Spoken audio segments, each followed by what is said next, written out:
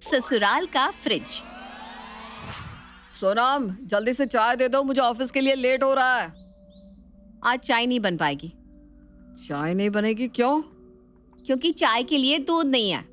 अरे दूध तो मैं लाया था ना कल शाम को, पूरे 3 लीटर। कहाँ चला गया? अरे जाएगा कहाँ, इतनी गर्मी पड़ रही है, फट गया। 3 लीटर दूध फट गया? अरे फ्रिज में नहीं रखा था क्या? क्या क्या रख दे उस बित्ते भर के फ्रिज में। इतना बड़ा परिवार है और फ्रिज ये डिबिया भर का रख रखा है। बस नाम का फ्रिज है घर में, कोई सामान रखने की इसमें जगह ही नहीं होती। 1000 बार कहा है आपसे कि एक बड़ा फ्रिज ला दो, लेकिन आपके कान पर कौन सा जूं रेंग रही है। किसी को भी फर्क कहाँ पड़ता है इस घर में, झेलना तो हमें पड़ रहा है ना। आप बिल्कुल सही कह रही हो भाभी। अभी मम्मी जी आएंगी मुंह पर हाथ रखती हुई, हाय राम मेरे बेटे बिना चाय के ऑफिस जा रहे हैं। ये सबको दिखता है इस घर में 3 लीटर दूध का नुकसान हो गया, लेकिन हम दोनों का जो दिन रात की नींद और चैन उड़ा हुआ है उसकी किसी को चिंता नहीं। अरे रात में भी नींद खुल जाए तो सबसे पहले मन में यही ख्याल आता है, कहीं फ्रिज से बाहर छूट गया सामान खराब तो नहीं हो गया। अरे काव्या, कल रात को तो मैंने रात में 1 बजे उठकर दूध उबाला था, लेकिन देख ले फिर भी फट गया। भाभी मैं तो कह रही हूँ, जब किसी को इस घर में फर्क ही नहीं पड़ता तो हम क्यों अपनी नींद खराब करें। मैं तो कल से बिल्कुल टेंशन लेने वाली नहीं हूँ, जो सड़ता है सड़े मेरी बला से।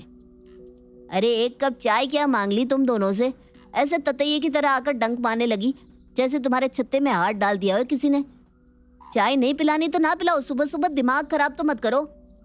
देख रही है ना भाभी, बस सुनने से ही इन दोनों को इतना कष्ट हो रहा है और हम तो रोज ये झेल रहे हैं। हमारे मन से भी तो पूछो। अरे चलो दीपक भैया, हम अपने काम पर चलते हैं। इन दोनों देवरानी जेठानी को तो बात बात पर मुंह नोचने की आदत हो गई है।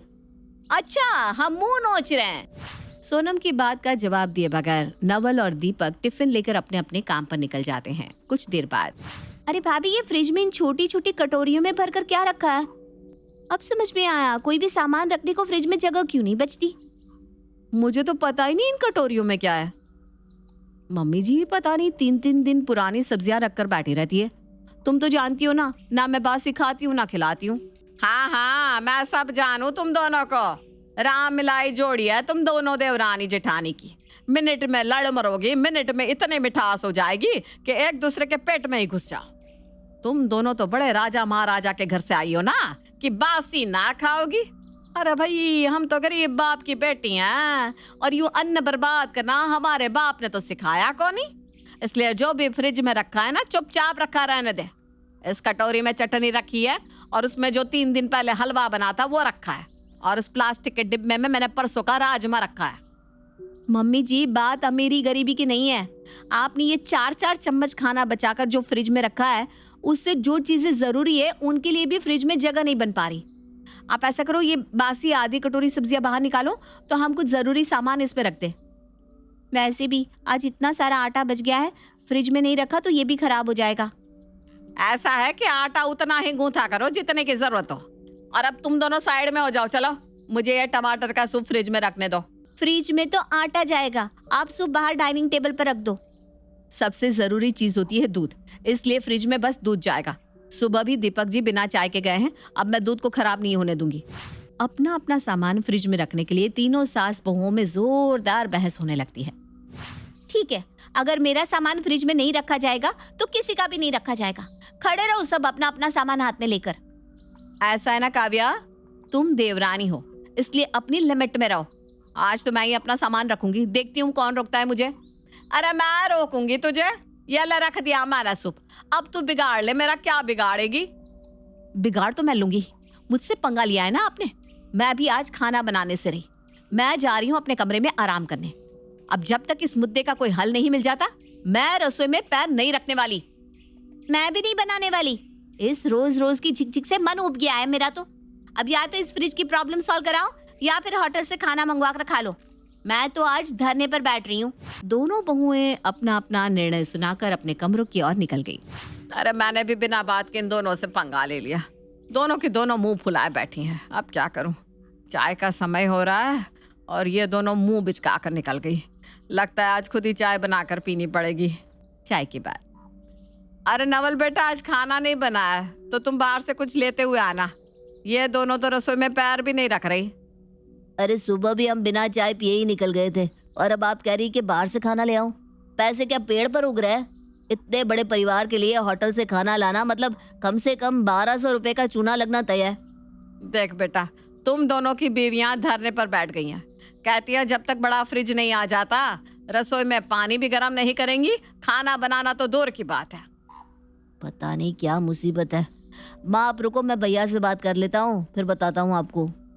नवल और दीपक घर पहुंचकर, देखो सोनम, अभी मेरा हाथ तंग चल रहा है। ऐसे अचानक से फ्रिज कैसे ला सकते हैं? ऐसी बचकानी बातें करते हुए तुम्हें कम से कम एक बार सोचना तो चाहिए था। मुझे ना आप समझदारी का पाठ पढ़ाना बंद कर दो। आप 5 साल हो गए आपसे नया फ्रिज खरीदने को कहते हुए, लेकिन इस घर में तो सबने कानों में रुई लगा रखी है, कोई सुनने वाला है ही नहीं। 5 साल में परिवार में 3 नए बच्चे जुड़ गए, हम 6 से 9 हो गए, लेकिन आप लोग बड़ा फ्रिज नहीं ले पाए। भाभी मैंने तो सोच लिया है, अब तो डील होगी डील। फ्रिज आएगा तो खाना बनेगा वरना नहीं बनेगा। दोनों देवरानी जेठानी के हठ देखकर दीपक और नवल घर से निकल जाते हैं। भैया लगता है इस बार बात हाथ से बाहर निकल गई है, अब कुछ ना कुछ तो करना ही पड़ेगा। लेकिन सही बताऊं तो इसी महीने टैक्स पे किया है। मेरी तो पहले ही कमर टूटी हुई है, अभी तो बिल्कुल जेब खाली है। सारी बात पैसों पर आकर ही तो अटक जाती है। अरे मैं भी तो सालों से इसीलिए टाल रहा हूँ ना, क्योंकि बड़े फ्रिज के लिए पैसे भी तो बड़े लगेंगे, और इतना रुपया अचानक कहाँ से लेकर आऊं?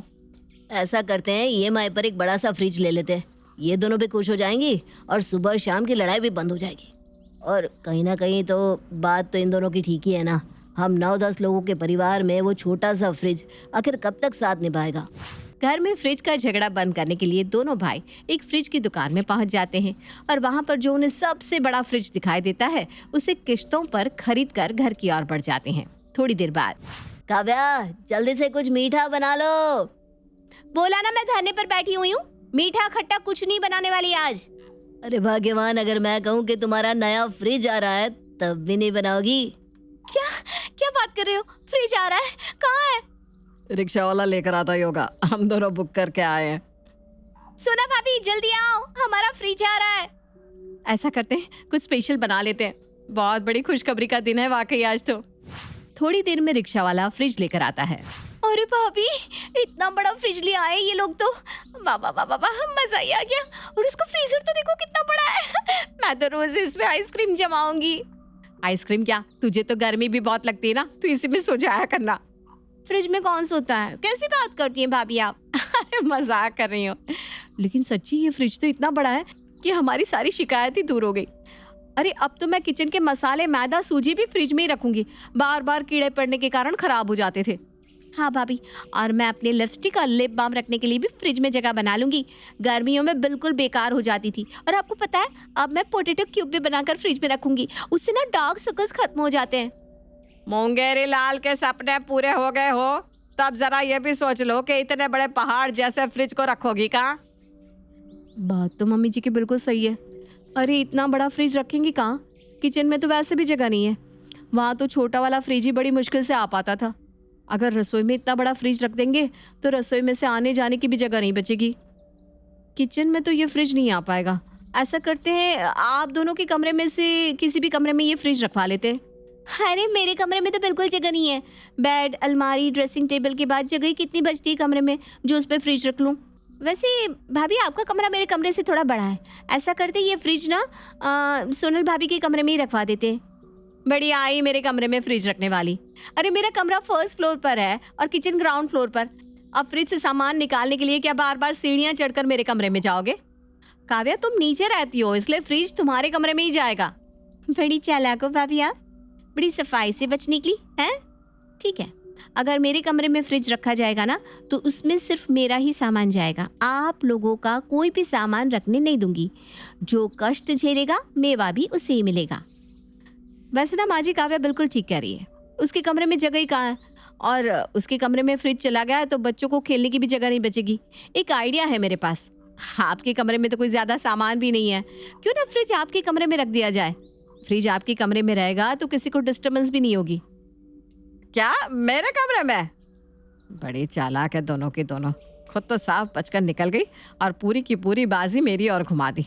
अब मुझे ऐसा फंसा दिया है कि मना भी नहीं कर सकती। अच्छा ठीक है, मुझे भला क्या एतराज हो सकता है, रख लो।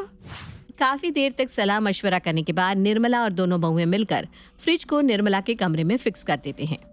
बड़ा फ्रिज आ जाने के कारण घर में सब बहुत खुश थे और सबने अपना अपना कुछ न कुछ सामान उसमें लाकर रख दिया। सारा काम खत्म करने के बाद सभी लोग सोने चले गए थे। निर्मला की भी आंख लग गई थी। तभी किसी के दरवाजा पीटने की आवाज उसे सुनाई देती है। अरे काव्या बहू, इतनी रात को मेरे कमरे में क्या कर रही हो?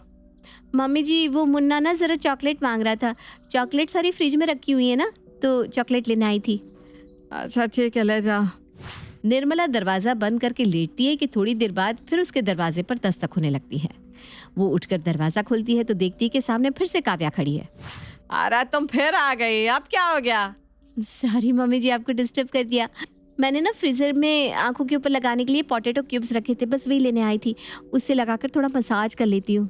अच्छा जो भी लेना है जल्दी लो, और भगवान के लिए अब दोबारा मत आना। माफ कीजिए मम्मी जी, अब मैं दोबारा नहीं आऊंगी। आप ना आराम से सो जाइए। निर्मला दरवाजा बंद करके जैसे ही आंख बंद करती है, थोड़ी ही देर में फिर से ठक ठक ठक ठक दरवाजा खटखटाने की आवाज।